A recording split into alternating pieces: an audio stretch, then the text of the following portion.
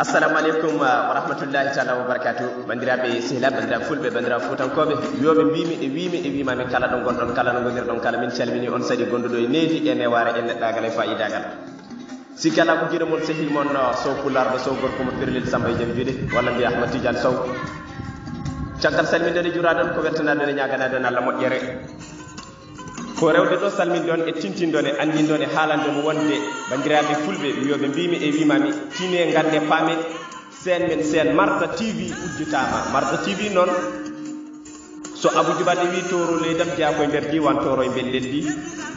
kono non kadi eden gandi ko leji ndi fof rendi dum ko futan ko be fo dendi dum ko biyo bimi e wimami kala no gonda ko anje andu ko sen ma andu ko tele ma ko sen meden sen YouTube bandirabe selabe so tawi a wadi Martha TV ma yiton pulago ma yiton futan kagal ma yiton culture kala ko majjirno ma kala ko bayirda yide e der fuuta kala ko bayirda yide e der pulago wat fere binda sen men Martha TV ma yidum ton bandirabe selabe kono non eden gandi Martha jeeri e Martha walo fof ko Martha wiete dum non wadde eden gandi ko fuuta fof rendi dum ko fuutan ko fo dendi dum bandirabe selabe mbade fere mbadon abonné e sen meden sen Martha TV dum non jeedo mon sey mon so pulardo sawne non don hen ko fulago jeyi ko fulbe jeyi ko wiyobe bimi e wima fo dendi dum assalamu alaikum wa rahmatullah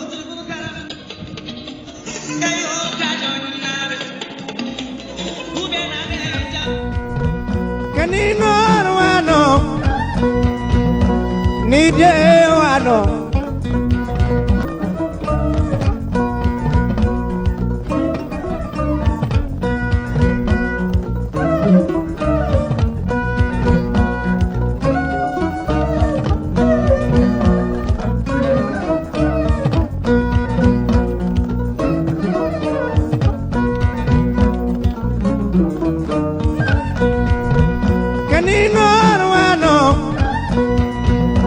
ni de wano